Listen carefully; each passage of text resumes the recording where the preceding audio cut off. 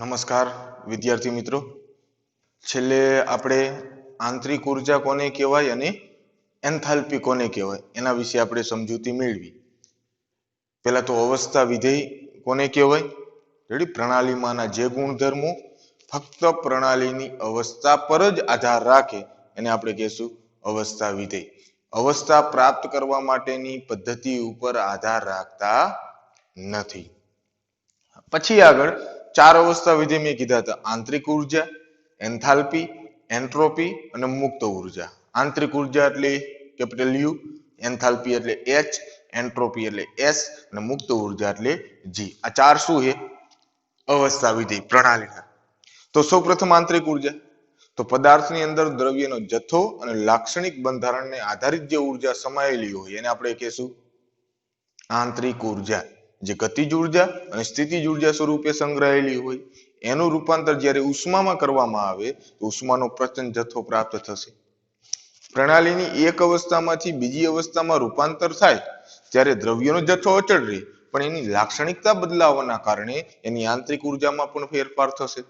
જેથી એક અવસ્થાની અને બીજી અવસ્થા બંનેની આંતરિક ઉર્જામાં તફાવત હશે તો મળશે આપણને ફેરફાર તફાવત. નિપજની આંતરિક ઉર્જા માઇનસ પ્રક્રિયકની આંતરિક ઉર્જા, તો આપણે એને કહેશું આંતરિક ઉર્જા ફેરફાર ડેલ્ટા યુ.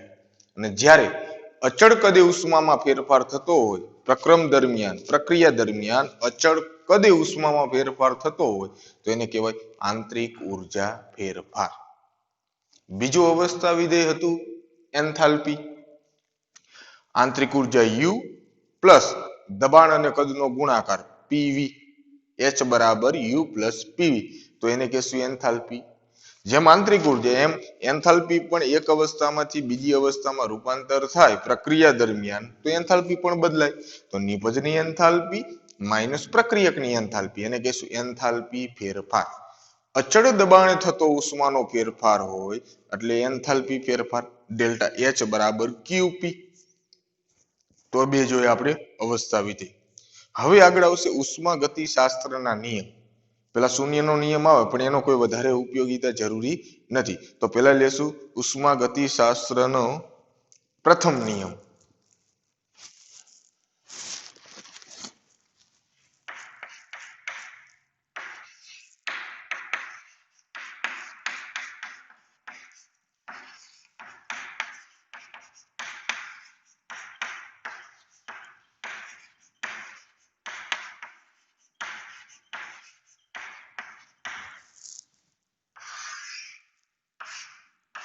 ઉષ્મા ગતિ શાસ્ત્રનો પ્રથમ નિયમ. તો એનો નિયમ થશે કે વિશ્વમાં રહેલી ઉર્જાનો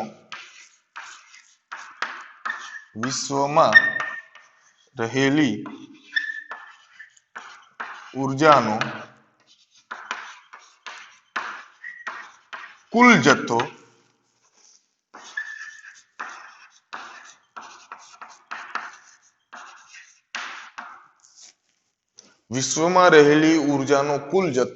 અચળ હોય. રેડી? આખા વિશ્વમાં રહેલી જે ઉર્જા છે, ઉર્જાનો જે કુલ જથ્થો છે, જથ્થો કેવો હોય? અચળ હોય. ઉર્જાનું સર્જન કે વિનાશ શક્ય નથી, પરંતુ એક અવસ્થામાંથી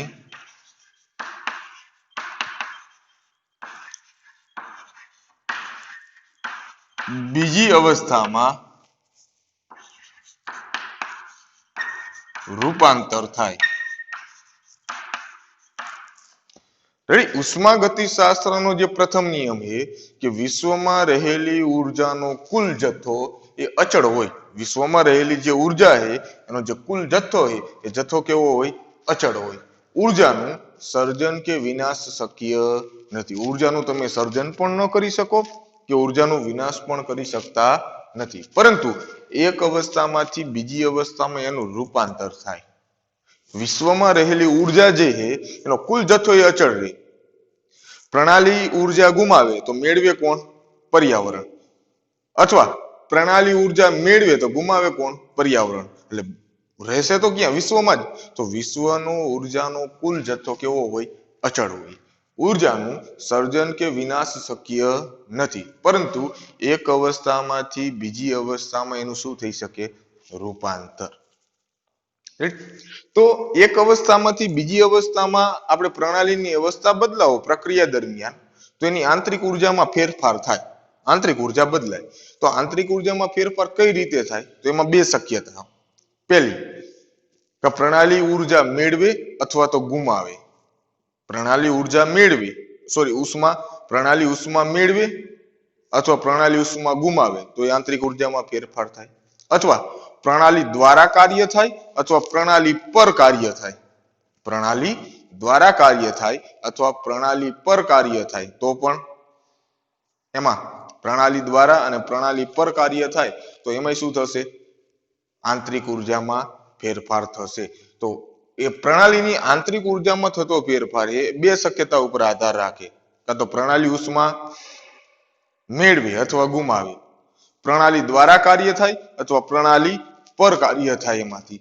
તો હવે લેવી ઉષ્મા ગતિશાસ્ત્રના પ્રથમ નિયમનું સંજ્ઞારૂપ સમીકરણ.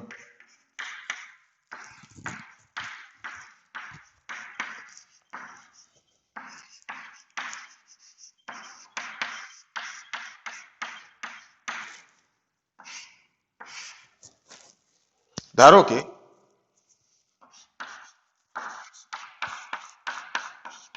પ્રણાલીની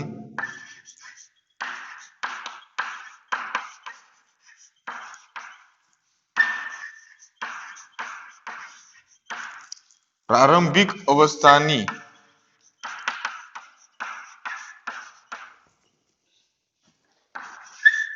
आंतरिक ऊर्जा है U1 रेडी અને પ્રક્રિયા થઈ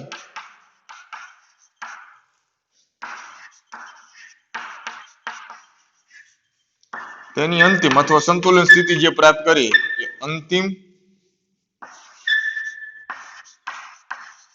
અવસ્થાની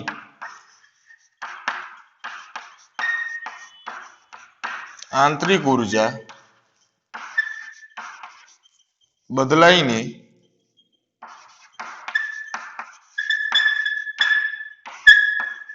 U2 થાય. રેડી? કારણ કે બંને અવસ્થાની આંતરિક ઉર્જામાં તફાવત હશે. પ્રણાલીની પ્રારંભિક અવસ્થાની આંતરિક ઉર્જા છે U1 અને પ્રક્રિયા થઈ તેની અંતિમ અવસ્થાની આંતરિક ઉર્જા બદલાઈને U2 થાય. પ્રારંભિક એ U1 અને અંતિમ જે પ્રક્રિયાથી સંતુલન સ્થિતિ પ્રાપ્ત કરે અને ત્યારે એની આંતરિક ઉર્જા છે U2.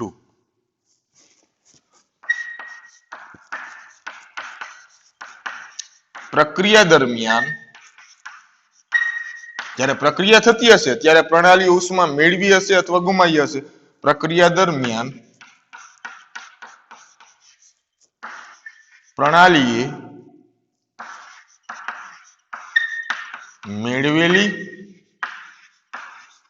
અથવા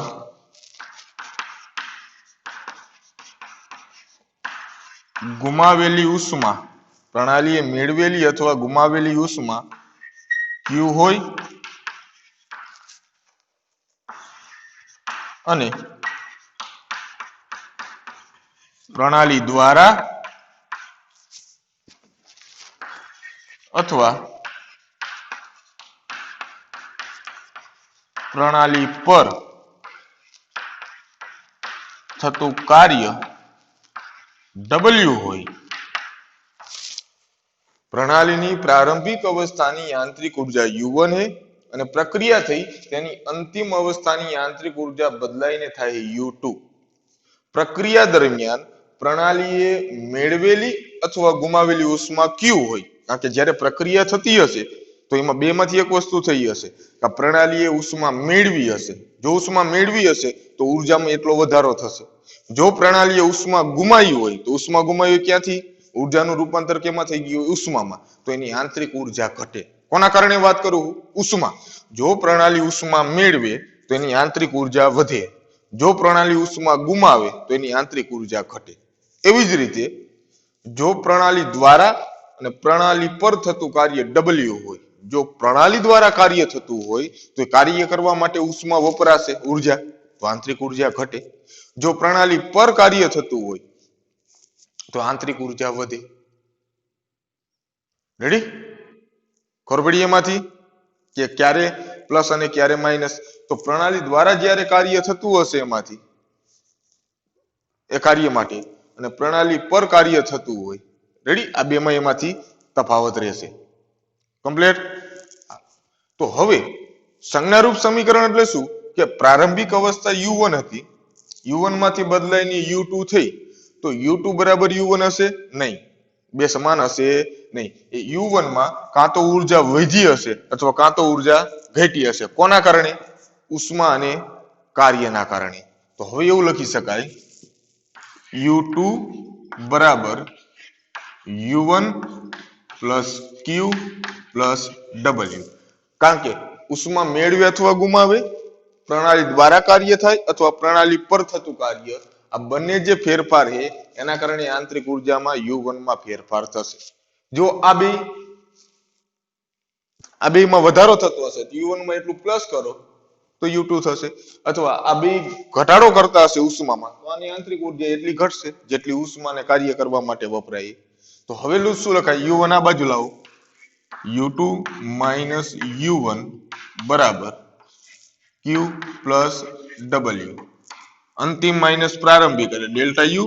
આંતરિક ઉર્જા ફેરફાર બરાબર q પ્લસ w.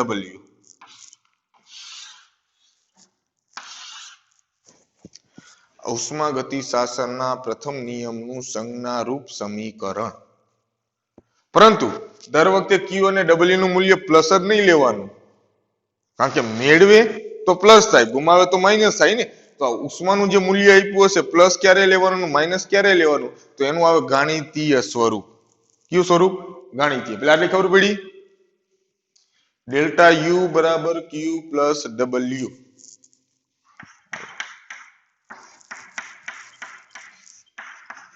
ઉષ્માગતિશાસ્ત્રના પ્રથમ નિયમનું ગાણિતીય સમીકરણ, ગાણિતીય સ્વરૂપ. તો એમાં બે વસ્તુ છે. પેલું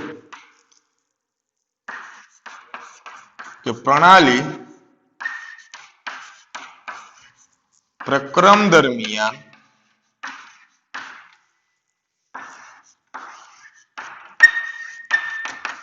જો ઉષ્મા મેળવતી હોય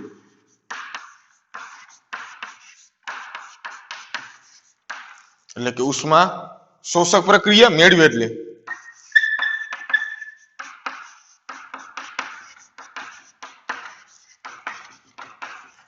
ઉષ્મા શોષક પ્રક્રિયા, તો q નું મૂલ્ય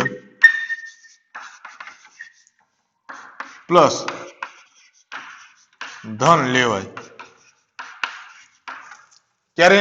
પ્રણાલી પ્રક્રમ દરમિયાન જો ઉષ્મા મેળવતી હોય એટલે કે ઉષ્મા શોષક પ્રક્રિયા હોય તો જે q નું મૂલ્ય છે એ q નું મૂલ્ય પ્લસ લેવાનું, કારણ કે એટલી ઉષ્મા એમાં ઉમેરાય.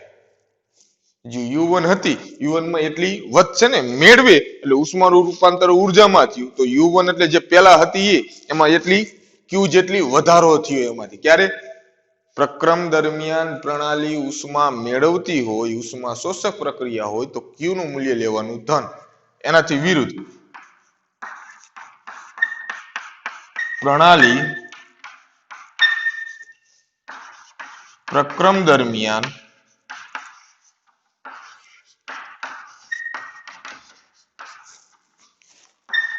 જો ઉષ્મા ગુમાવતી હોય એટલે કે ઉષ્મા ક્ષેપક પ્રક્રિયા હોય, એટલે એટલી ઉષ્મા ઓછી થશે ને. ઉષ્મા એટલે કે એમાં ઉર્જામાંથી જ રૂપાંતર થયું, તો એટલી ઉર્જા ઘટે તો એટલી તમારે બાદ કરવી પડે u1 માંથી. મેળવે તો એટલી પ્લસ કરવી પડે, અને ગુમાવે છે તો એટલી તમારે શું કરવી પડે? માઇનસ. ઉષ્મા ક્ષેપક પ્રક્રિયા હોય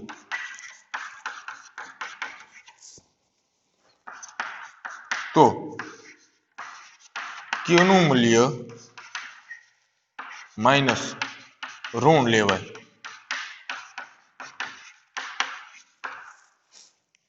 રેડી? પ્રણાલી પ્રક્રમ દરમિયાન ઉષ્મા મેળવતી હોય, ઉષ્મા શોષક પ્રક્રિયા હોય તો Q નું મૂલ્ય ધન લેવાનું. જો પ્રણાલી પ્રક્રમ દરમિયાન ઉષ્મા ગુમાવતી હોય તો ઉષ્મા ક્ષેપક પ્રક્રિયા હોય તો એટલી ઓછી થશે, એટલા માટે Q નું મૂલ્ય લેવાનું ઋણ. આ સમીકરણની વાત કરું સૂત્રમાં કાર્ય, જો પ્રણાલી દ્વારા કાર્ય થતું હોય,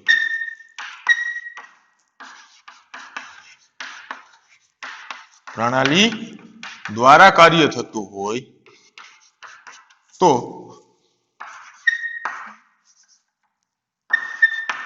W નું મૂલ્ય માઇનસ ઋણ લેવાય. ત્યારે પ્રણાલી દ્વારા કાર્ય થતું હશે તો એમાં એટલી કાર્ય કરવા માટે ઉષ્મા ઉર્જા વપરાશે, એટલે એટલી ઉર્જા તમારે ઘટાડવી પડશે ને, તો ત્યારે માઇનસ મૂલ્ય લેવાનું. અને જો પ્રણાલી પર કાર્ય થતું હોય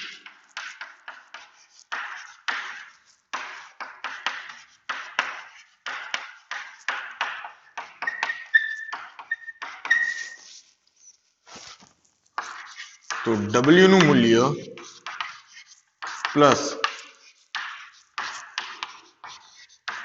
ધન લેવાય. રેડી? તો Q જેટલી ઉષ્મા કાં તો વધશે U1 માં અથવા ઘટશે. W જેટલી ઉર્જા આમાં વધશે અથવા ઘટશે. કોના ઉપર આધાર રાખે? કે કોના દ્વારા પ્રક્રિયા થાય, કેવી પ્રક્રિયા, ઉષ્મા શોષક, ક્ષેપક, પ્રણાલી દ્વારા કાર્ય થાય, પ્રણાલી પર કાર્ય થાય. તો એ જ મૂલ્ય થશે કે આંતરિક ઉર્જામાં થતો જે ફેરફાર છે એ Q અને W ઉપર આધાર રાખે, ઉષ્મા અને કાર્ય. પ્રણાલી પ્રક્રમ દરમિયાન જો ઉષ્મા મેળવતી હોય, ઉષ્મા શોષક પ્રક્રિયા હોય તો Q નું મૂલ્ય જે પણ આપ્યું એ પ્લસ લેવાનું. પ્રક્રમ દરમિયાન પ્રણાલી ઉષ્મા ગુમાવતી હોય, ઉષ્મા ક્ષેપક પ્રક્રિયા હોય તો Q નું મૂલ્ય લેવાનું ઋણ માઇનસ. જો પ્રણાલી દ્વારા કાર્ય થતું હોય, પ્રણાલી કાર્ય કરતી હોય તો ઉષ્મા વપરાશે તો W નું મૂલ્ય લેવાનું માઇનસ કાર્ય.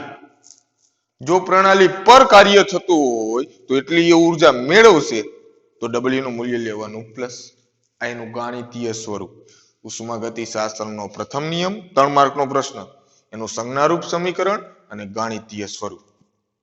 આને આધારિત આગળ બે ઉદાહરણ તમને સમજાવું એટલે ખબર પડશે આ સૂત્રનો કઈ રીતે ઉપયોગ કરવાનો એમાંથી. ઉષ્માગતિશાસ્ત્રનો પ્રથમ નિયમ, સંજ્ઞારૂપ સમીકરણ અને ગાણિતીય સ્વરૂપ સમજાવો કે તો આટલી વસ્તુ તમારે એમાં લખવાની. આ 3 માર્કનો પ્રશ્ન થિયરી માટેનો. પેલો પ્રણાલી એટલે શું, પ્રકાર ઉદાહરણ સહિત સમજાવો.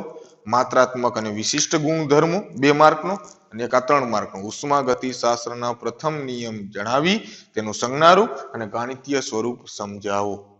જોઈ લો પ્રશ્ન પહેલા.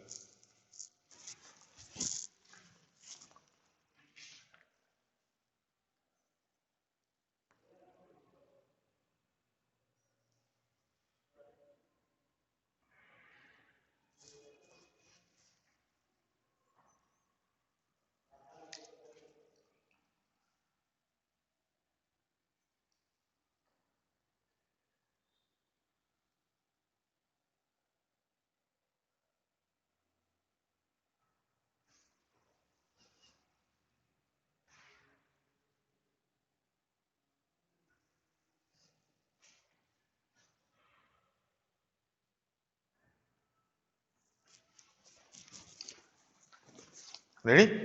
તો સૂત્રને આધારિત હવે એમાંથી જોઈ બાકી રાખશું પેલા.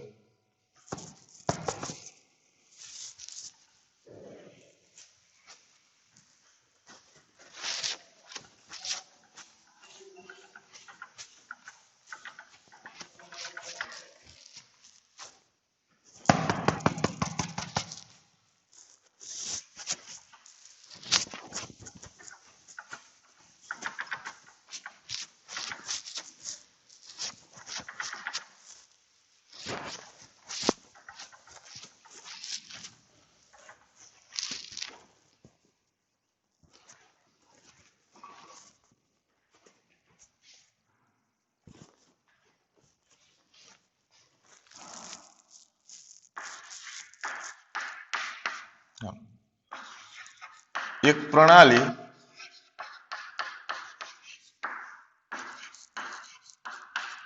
પર્યાવરણમાંથી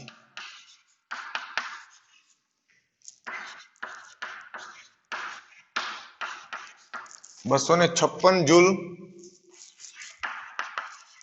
ઉષ્મા મેળવી 144 જૂલ જેટલું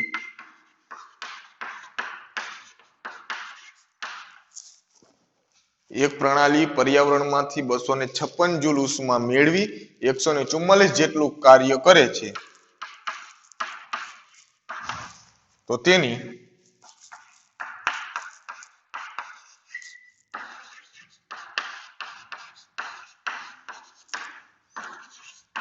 આંતરિક ઉર્જામાં થતો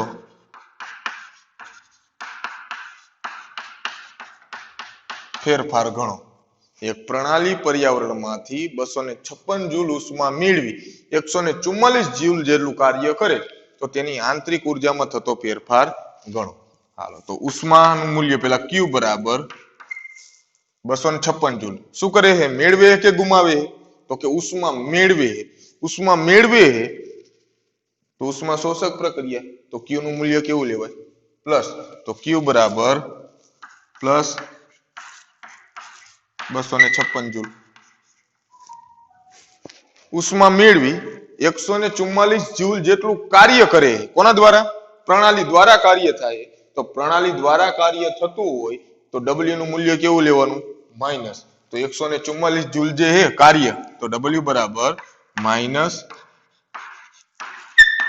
144 જૂલ પ્રણાલી પર્યાવરણમાંથી 256 જૂલ ઉષ્મા મેળવે એટલે ઉષ્મા શોષક પ્રક્રિયા તો આપણે લીધું પ્લસ 144 જૂલ જેટલું કાર્ય કરે તો તેની આંતરિક ઉર્જામાં થતો ફેરફાર ગણો તો કાર્ય કોણ કરે પ્રણાલી દ્વારા તો W નું મૂલ્ય કેવું લેવાનું માઈનસ અથવા અહીંયા એવું લખ્યું હોત કે 256 જૂલ ઉષ્મા મેળવી 144 જૂલ જેટલું પ્રણાલી પર કાર્ય થાય તો W ની કિંમત આપણે પ્લસ લેત અહીંયા રકમમાં ક્યાંય પ્લસ માઇનસ નહીં આપેલું નહીં હોય એ આપણે આ ચાર ગણિતીય સ્વરૂપ ઉપર લેવાનું કે જો પ્રણાલી ઉષ્મા મેળવે તો Q નું મૂલ્ય લેવાનું પ્લસ જો ઉષ્મા ગુમાવે તો Q નું મૂલ્ય લેવાનું માઈનસ પ્રણાલી દ્વારા કાર્ય થતું હોય તો W નું મૂલ્ય માઈનસ પ્રણાલી પર કાર્ય થતું હોય તો W નું મૂલ્ય પ્લસ રેડી તો ઉષ્મા ગતિશાસ્ત્રના પ્રથમ નિયમ ઉપરથી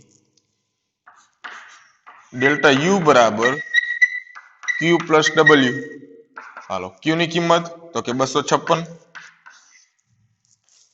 માઈનસ 144 તો કેટલું થશે 56 ને 56 112 રેડી 112 જૂલ કમ્પ્લીટ તો ડેલ્ટા U બરાબર 112 જૂલ આંતરિક ઉર્જામાં થતો ફેરફાર 112 જૂલ થશે જે પ્રમાણે એમ કે પ્રણાલી 256 જૂલ જેટલી ઉષ્મા ગુમાવે અને પ્રણાલી પર 144 જૂલ જેટલું કાર્ય થાય તો ગુમાવે તો આ માઈનસ લેવાનું પર કાર્ય થાય તો પ્લસ લેવાનું પ્રણાલી ઉપર કાર્ય થતું હોય તો અહીંયા માઈનસ 112 જૂલ આવે આંતરિક ઉર્જામાં થતો ફેરફાર હા પછી યાદ રાખો કે ડેલ્ટા U નું મૂલ્ય જો અહીંયા પ્લસ મળે આંતરિક ઉર્જા ફેરફારનું મૂલ્ય પ્લસ મળે એનો મતલબ કે આટલી ઉર્જા વધારો થયો ને તો એ કેવી પ્રક્રિયા હોય ઉષ્મા શોષક અને જો આંતરિક ઉર્જા ફેરફારનું મૂલ્ય માઈનસ હોય તો એ કેવી પ્રક્રિયા હોય ઉષ્મા ક્ષેપક આંતરિક ઉર્જા ફેરફારનું મૂલ્ય અહીંયા તમને પ્લસ મળે એનો મતલબ 112 જૂલ જેટલી ઉષ્મામાં ફેરફાર થયો પ્રારંભિક અવસ્થામાંથી અંતિમ અવસ્થામાં જાઓ તો કોની ઉર્જા વધારે હશે અંતિમ અવસ્થા વાળાની કેટલી 112 જૂલ ઉર્જા વધારે હશે પ્રારંભિક પ્રક્રિયા કરતા નિપજની 112 જૂલ વધારે હશે આ જવાબ માઈનસ મળ્યો હોત તો શું થાત કે પ્રક્રિયા કરતા નિપજની 112 જૂલ ઉર્જા ઓછી હશે એટલી ઘટી ઘટાડો અને વધારો એ સમજાવે તો ફેરફાર એટલે ફેરફાર 112 જૂલ નો થશે પ્રક્રિયક અને નિપજની આંતરિક ઉર્જામાં તમે તફાવત ફેરફાર ગણો તો 112 જૂલ નો થાય પણ જો પ્લસ મળે તો ઉષ્મા શોષક પ્રક્રિયા હોય પ્રક્રિયા કરતા નિપજની આંતરિક ઉર્જા વધારે હોય માઈનસ મળે તો પ્રક્રિયા કરતા નિપજની આંતરિક ઉર્જા ઓછી હોય એટલો ઘટાડો થયો હશે તો તમને માઇનસ મળશે એમાંથી. રેડી? જોઈ લો આ ઉદાહરણ.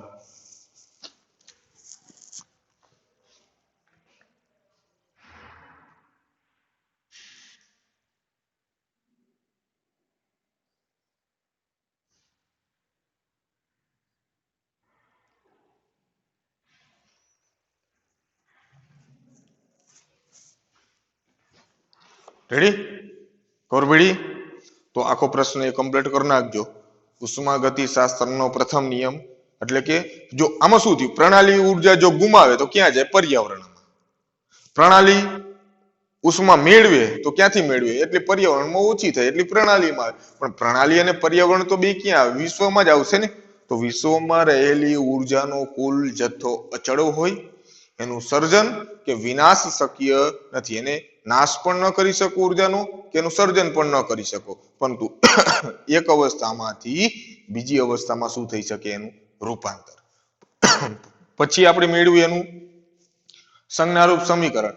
તો એમાંથી આ સૂત્ર યાદ રાખજો, ડેલ્ટા યુ બરાબર ક્યુ પ્લસ ડબલ્યુ.